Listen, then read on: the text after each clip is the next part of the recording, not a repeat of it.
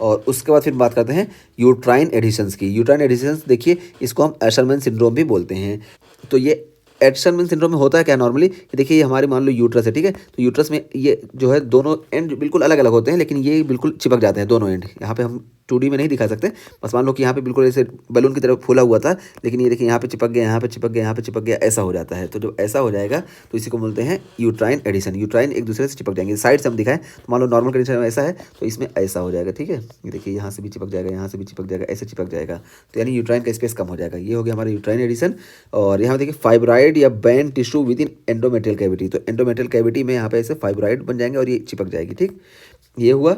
और caused by damage to basal layer of endometrium. जो endometrium की बेसल लेयर है, ये जब डैमेज होगी तो हमको देखने को मिलेगा usually after dilation and curettage. जब हम यूट्राइन डायलेशन करें उस टाइम पे, या जब एक्सेसिव क्यूरेटाज करें तो इस टाइम पे हमको इंट्रा यूट्राइन एडिशन या एशरमैन सिंड्रोम का चांस बहुत ज़्यादा रहता है।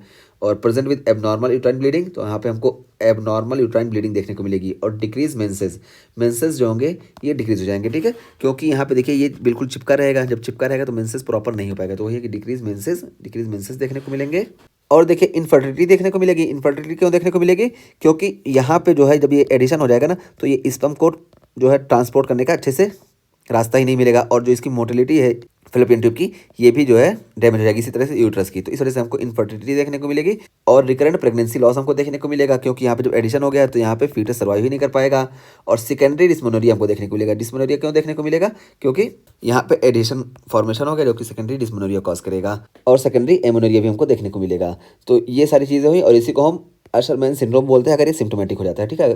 पहले हल्का फुल्का अगर है तो इंट्रायूट्राइन एडिशन का हम काम चला लेंगे, लेकिन अगर ये सारे सिम्टम प्रेजेंट हो रहे हैं ना, तो हम इसको एशरमैन सिंड्रोम बोलेंगे। और यहाँ पे देखिए जो इसके सिम्टम है प्रेजेंटेशन, ये मोस्ट कॉमनली हमको जो इसका प्रेजेंटेशन देखने को मिलता है, इनफर्टिलिटी देखने को मिलती है। मोस्ट कॉमन प्रेजेंटेशन इनफर्टिलिटी है। सेकंड मोस्ट कॉमन जो है सेकेंडरी एमेनोरिया है। और थर्ड मोस्ट कॉमन जो हमारा है ये हाइपोमेनोरिया, जिसको हम डिक्रीज मेंसेस बोले। तो ये हो गए हमारे प्रेजेंटेशन। और एशरमैन सिंड्रोम भी इसको हम बोलते हैं।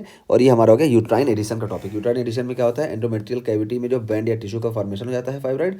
और इसका कॉज क्या है कि बेसल लेयर ऑफ एंडोमेट्रियम जो होती है ये डैमेज होती है, तब ऐसा देखने को मिलता है। और इसके कॉज है डायलेशन एंड क्यूरेटाज। तो इसकी वजह से एंडोमेट्रियम की बेसल लेयर डैमेज हो जाती है। और यहाँ पे हमको ये सारे इसके प्रेजेंटेशन देखने को मिलते हैं।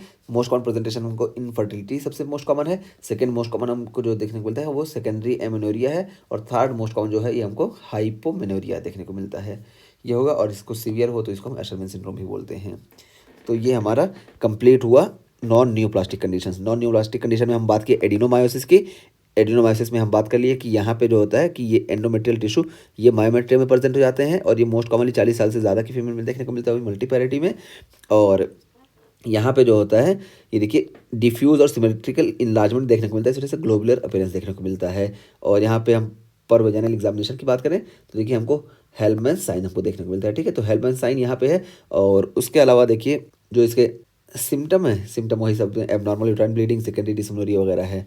और इसके बाद फिर एंडोमेट्रियोसिस की बात की गई। तो एंडोमेट्रियोसिस इसी एडिनोमायोसिस का सीवियर फॉर्म है, यानी ये बॉडी के दूसरे ऑर्गन में कहीं जाके वो हो जाएगा। और उसकी वजह से देखिए हमको क्या देखने को मिलेगा कि क्रोनिक पेल्विक पेन और डिस्मेनोरिया मोस्ट कॉमन इसका सिम्टम है। डिस्पेरेनिया देखने को मिलेगा। एबनॉर्मल यूट्राइन ब्लीडिंग देखने को मिलेगी। इनफर्टिलिटी देखने को मिलेगी। और नॉर्मल साइज यूट्रस देखने को मिलेगा। बस यहाँ पे क्या है, रेट्रो वर्जन हमको देखने को मिलेगा, ठीक है। ये यूट्रस आगे चली जाएगी, ये चीज़ हुई। और उसके बाद फिर यहाँ पे हम बात किए थे तो देखिए रेट्रोग्रेड मेंसेस जो है इसकी वजह से हमको देखने को मिलता है, जिसको हम बोलते हैं सैमसन थ्योरी ऑफ इम्प्लांटेशन। या हो सकता है लिम्फेटिक सेपरेट हो, जिसको हम बोलते हैं हेल्मन्स थ्योरी ऑफ लिम्फेटिक सेपरेट। तो ये हो गया। यहाँ पे हम दिखाए भी थे, देखिए ये जो हमारा सैमसन थ्योरी ऑफ इम्प्लांटेशन है, क्योंकि यहाँ जब ब्लॉक हो जाएगा तो ये रेट्रोग्रेड इसका फ्लो होगा। और उसके अलावा देखिए हम बताएं कि एंड्रोमेट्रियल हाइपरप्लेजिया क्या होता है, हाइपरप्लेजिया हो गया। और ये मोस्ट कॉमनली एस्ट्रोजन जब इंडिपेंडेंटली काम करता है, प्रोजेस्टेरॉन नहीं होता है, तब देखने को मिलता है। जैसे ओबेसिटी की कंडीशन है या ओवुलेशन कंडीशन है, इन सारी कंडीशन में, या हार्मोन रिप्लेसमेंट थेरेपी है।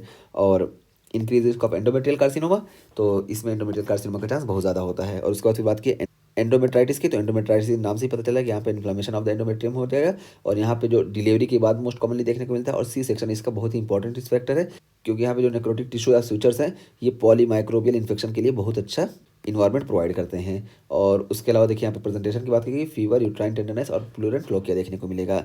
और इंट्रा यूट्राइन एडिशन की बात की गई तो इंट्रा यूट्राइन एडिशन में देखिए यहाँ पे यूट्राइन जो होगी ये एडहेस कर जाएगी, यानी चिपक जाएगी, जिसकी वजह से क्या होगा कि एबनॉर्मल यूट्राइन ब्लीडिंग देखने को मिलेगी, डिक्रीज मेंसेस और इनफर्टिलिटी देखने को मिलेगा।